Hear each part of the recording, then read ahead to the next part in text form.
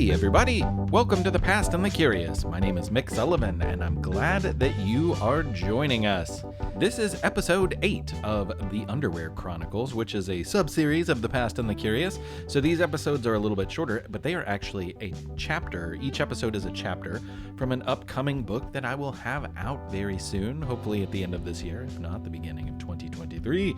And that book is called I See Lincoln's Underpants.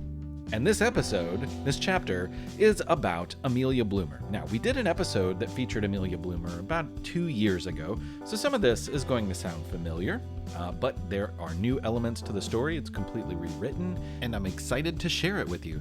2 quick notes. I used the word eponym. An eponym is something that is named after someone, so the article of clothing known as Bloomers was named after Amelia Bloomer. You'll learn about that in a minute. The other thing that I say and talk about is suffrage, which is a word for the right to vote. All right, let's get started. In the 1800s, wearing a dress could be a real drag. I mean that literally. Some of those gargantuan gowns were so gigantic that they often grazed the ground beneath the feet of any woman wearing one. You could argue that big bell-shaped dresses were more than just a fashion statement, though. In a way, women's fashion became a form of substitute street cleaning. See, trash collection was a thing of the future, and in a lot of places, people didn't pick up after themselves. If they did, it meant they threw whatever they didn't want in their house out of their house, onto the streets below. So an afternoon stroll could quickly turn into an awful mess for any dignified ladies walking down those squalid and soiled streets in a fancy dress. Fine fabrics of every color could eventually wind up with a hemline of grimy brown as the costumes gathered garbage, dangled in the mud, and even dragged through the droppings horses left behind in the streets. Even if a lady had managed to keep her dress clean, it would still be wildly cumbersome. In the late 19th century, which is a confusing way to say the 1800s, many women were fed up with the way society expected them to live their lives. Yes, the size and lack of comfort of their clothing was frustrating, but an enormous dress made it hard to do anything much more than just stand around, and even that was difficult. Ladies were also longing for freedom to roam and explore beyond the walls of their homes. Many young women were not permitted to drag their dresses around anywhere without a chaperone. But those matters paled in comparison to the biggest goal they were working towards: suffrage. More women than ever were demanding a role in politics, and it soon became an organized fight for the right to vote. And clothing had more to do with it than you might think. Amelia Bloomer was one of these suffragists, which is a fancy word for someone who worked to get women the right to vote. She also had strong opinions about fashion, and as a result, her name is an eponym for a kind of underwear today. Now, to be clear, Amelia did not invent bloomers. She just knew a good idea when she saw one. It was another uncomfortably clad lady named Elizabeth Smith Miller who made them a reality. Like many in her generation, Elizabeth had spent years in a garbage-grabbing dress that seemed as big as a church bell and nearly as heavy. People told the unsatisfied upstart designer that the constricting clothes that she had been wearing were no big deal. A woman's work at the time was much less demanding than a man's, they said. What need would she have for a silly indulgence like mere comfort? She probably got as tired of hearing this nonsense as she did wearing the actual dresses. Luckily, Elizabeth was a vestment visionary who decided that she had had enough. Some might have called her crazy, but she pictured a world where women could enjoy the simple pleasures of sitting down without eclipsing behind an upturned hoop skirt.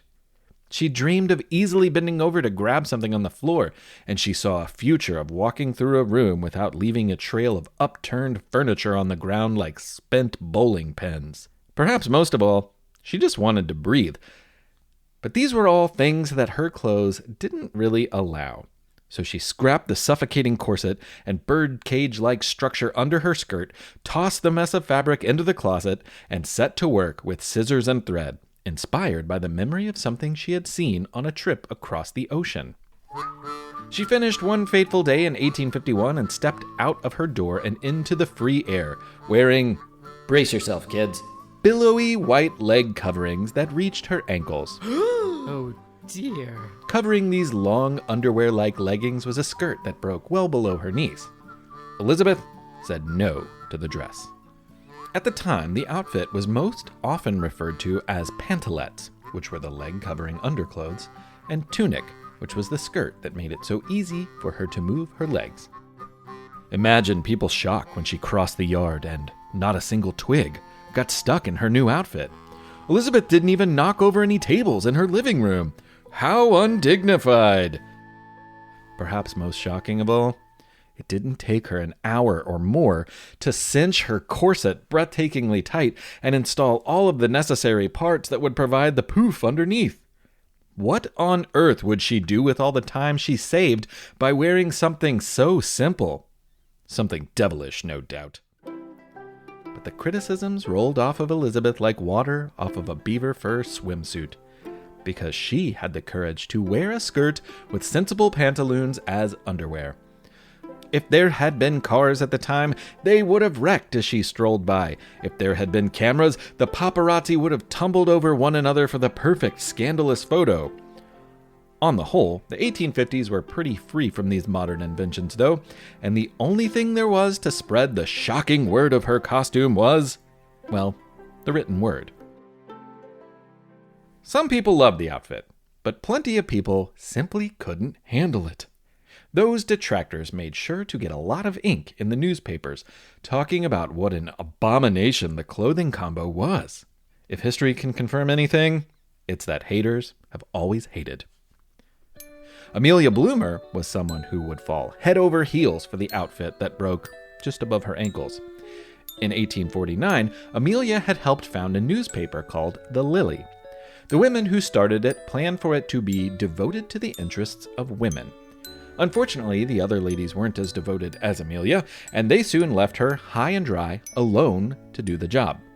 Since it was early in the paper's life, not many people would have noticed had she just canned the whole project.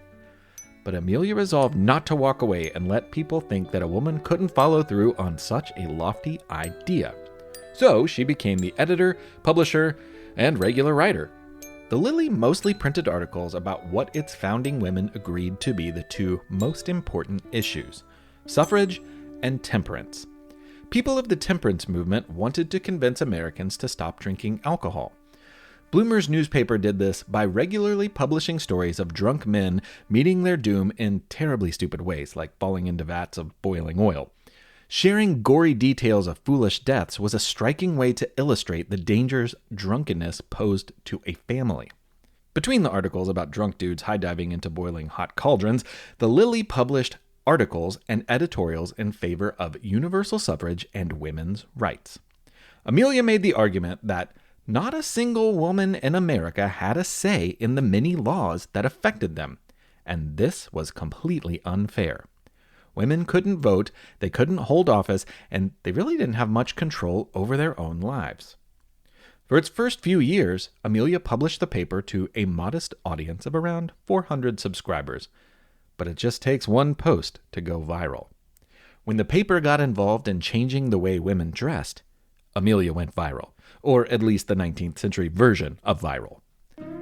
It began with a visit from her friend and fellow suffragist, Elizabeth Cady Stanton.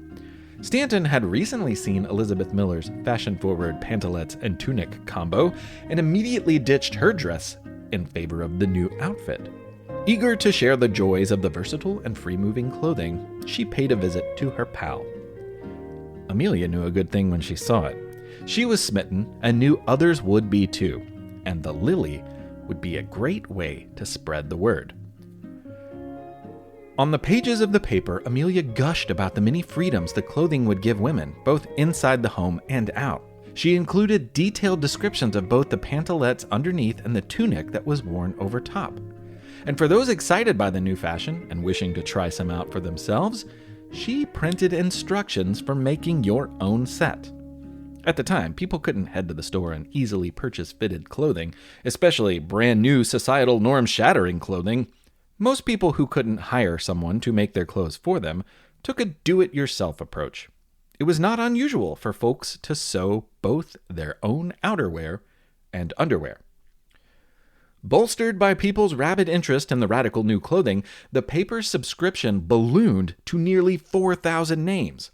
Not long after, ladies in the daring new outfit were strolling cleanly through the dirty streets of towns all over the country, scaring the establishment with the threats of easy movement, poop-free hemlines, and healthy, unsquished internal organs. One big question still lingered on everyone's mind, though. What do we call this outfit? Though somewhat descriptive, pantalette and tunic combo has the same amount of zing as a rusty can of nails. Because so many people learned about it through her newspaper, the outrageous ensemble began to be called the Bloomer costume, and eventually bloomers became the name for the long pants worn underneath the skirt. For several years, the Bloomer costume was a ferocious fashion trend, empowering women all over the country. But eventually, Amelia gave up on the garments. She was tired of the controversy they created. People just wanted to talk about clothes rather than the real issues, women's rights. In retrospect, the Bloomer costume may have been a little bit ahead of its time. But sometimes, it takes a jolt like this to change the way that society thinks. A few decades later, there was a Bloomer resurgence. In the 1890s, a new fad dominated America: bicycles. Everyone wanted to be riding bikes, and it got much easier to do so. Those huge-wheeled monstrosities known as penny farthings fell out of favor, probably because they were difficult to even mount. Instead, there was a new kind of bike called the safety bike. These closely resembled the bike you might ride around your neighborhood today. Women, weary of being stuck at home, excitedly adopted this new bike as their own. It was so common to see women riding these two-wheelers that they became known as ladies' bikes. But it was dangerous at first. Yet again, big, billowy dresses caused a problem. It was a new, unforeseen problem that Amelia never would have imagined. It was easy for any of that fabric flying around to get stuck in the sprockets, chains, and spinning tires of the bike. One unlucky move and the rider could be grated like cheese, or sent flying to the ground below in torn rags that used to be a dress. The solution was simple. The Bloomer costume, with its separate leg-covering underwear and skirt, allowed a rider to straddle the seat and conquer the world. It might sound silly, but in a way, it's true. The bicycle, which women rode with ease thanks to their more manageable under and outerwear, introduced many to independence and autonomy. This would eventually help lead to the ultimate goal of women's suffrage. When the 19th Amendment was passed in 1920, after decades of struggle, many American women got to vote for the first time in history. Many still, like black women and Native Americans, would have to wait longer. But the Constitutional Amendment of 1920 marked an important moment in the March for Equality. Susan B. Anthony, perhaps the most famous suffragist in America, said it had a lot to do with bicycles. "Let me tell you what I think of bicycles," she said. "I think it has done more to emancipate women than anything else in the world. It gives women a feeling of freedom and self-reliance. I stand and rejoice every time I see a woman ride by on a wheel. It gives her a feeling of self-reliance and independence the moment she takes her seat, and away she goes, the picture of free, untrammeled womanhood." The bicycle was a symbol of self-reliance, resistance, and even adventure for women of the time. And it wouldn't have been possible without bloomers.